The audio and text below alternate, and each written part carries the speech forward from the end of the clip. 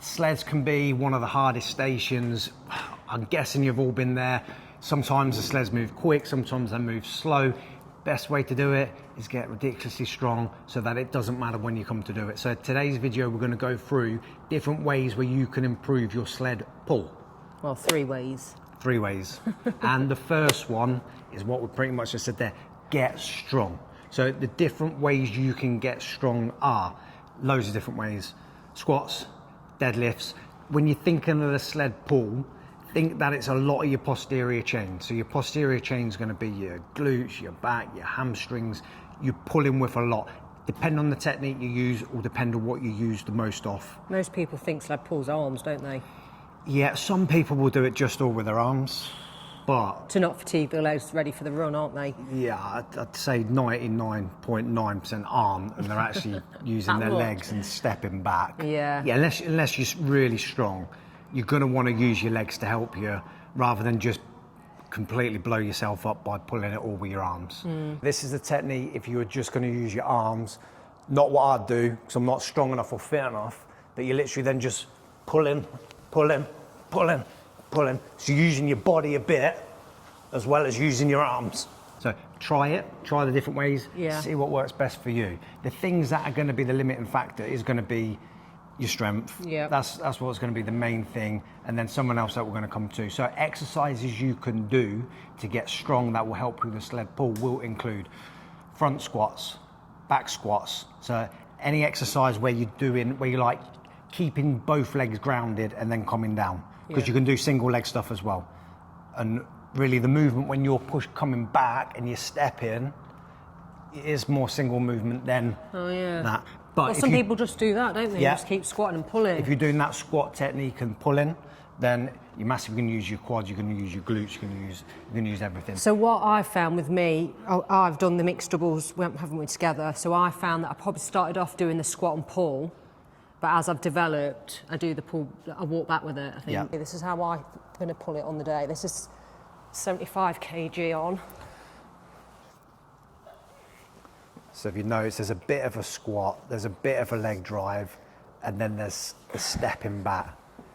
If you're doing it as a doubles, get your doubles partner to stand behind you to make sure you don't step out the box and get a penalty. I couldn't do it at the beginning, it took me a while, and I've done a lot of training around pulling it from around 12.5 metres, because what I found for me personally was pulling it further away was a lot harder. So that's for everybody. Well, yeah. Yeah, the further the sled is away from you, the harder it is going to be to pull it. But I know as a doubles, always pick the weaker, because when we used to do, I'll just hit my camera, my mic. When we used to do it together, I used to go first. Yeah, because you didn't find it any different from that, and I was thinking, how do you not find that different? Well, the last bit's so much easier. No, I was you like, just you don't find it any different, you go first. No, you didn't even No, 100% try me. That is what it was. You wanted a rest. You said you didn't feel any different, so that's why you went first. And then you realise, actually, no, it is way harder, and then that's when I now go first. Sled pull I used to find the worst thing ever, but I now realise it's sled push. But sled pull, you do get a bit of a break, I think, because you're pulling, you're not using your energy as much, not your energy, your running capacity. Is that the word?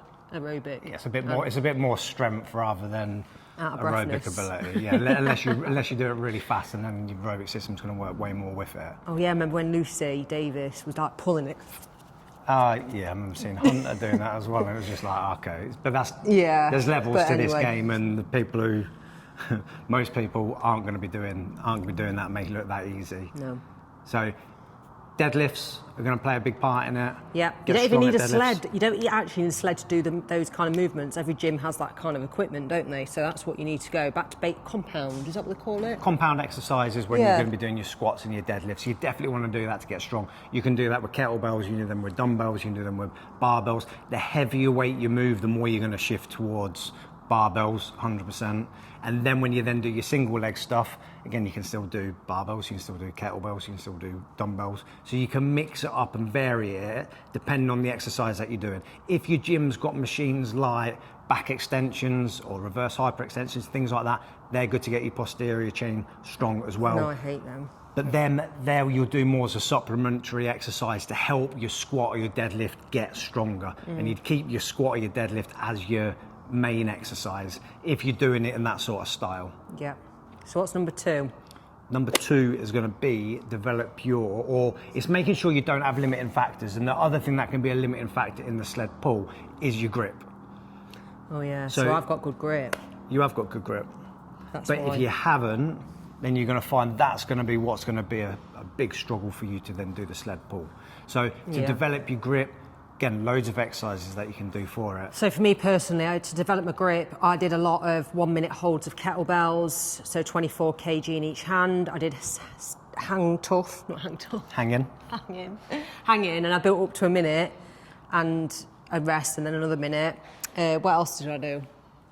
All sorts of different. They're the main ones. They're the main ones that you've done. But you can do plate pinches, where you pinch it, holding the plates just with your fingers. That's hard. That's a tough one to do for your grip. It works slightly different. You can do dumbbell wrist curls, reverse curls. When you're training, doing your farmer's carries, you're going to be working your grip a lot as well. So if you're doing that and you can push to a bit of a heavier weight, 1, it will help your farmer's carries, and then 2, it's going to help you with your sled pull.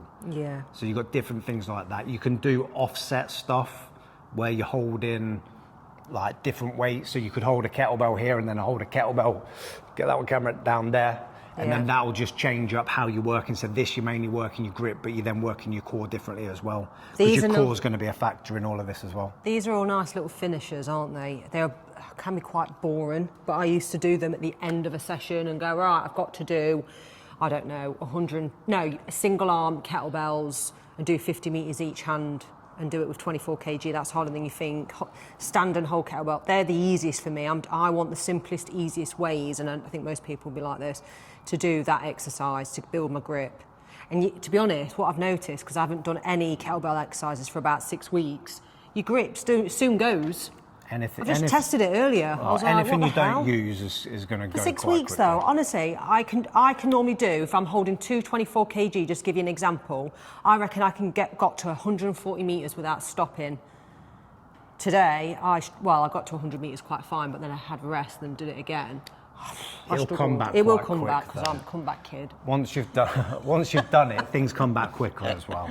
Let's see. Anyway. So you will find it easy. But yeah, a lot of the time it is keep it simple with exercises. You don't need to make it overly complicated to get the benefits of them. Hanging though from a bar, just holding and taking your body weight, that's a great exercise for your grip, but also shoulder health and a lot of other things. So it feels like you're dragging your hips down. It's like like just stretching it all out, but it decompressing your spine and everything else in the shoulders. But anyway, so that's a good exercise. If you struggle to do that, you can do it where you might have seen people doing it in the gym before, where they do assisted chin-ups, where they put a band around their knee or their foot. Oh yeah. If you were struggling to hold your body weight, then that's a way you can regress it and make it easier. Or you can do it where you're just trying to hold for 10 seconds, relax, hold for 10, break it up rather than going you have to do a full minute like you were doing. Yeah. Like all your training, start easy, build it up as you get stronger with it. Progression, and note it down.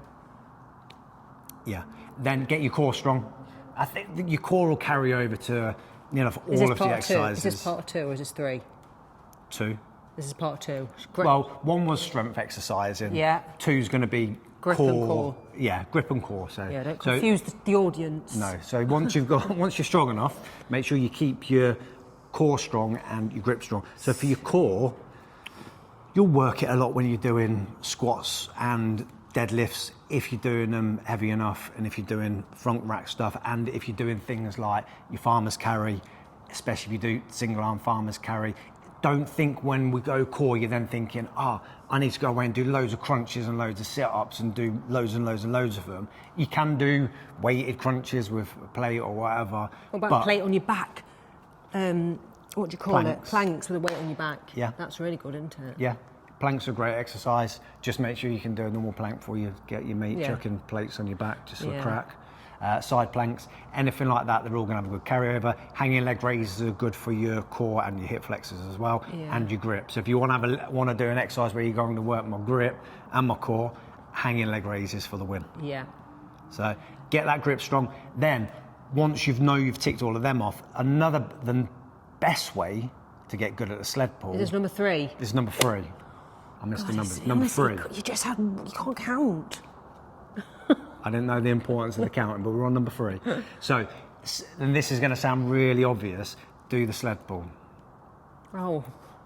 specificity. Oh, that is so funny. You'll get good at what you do.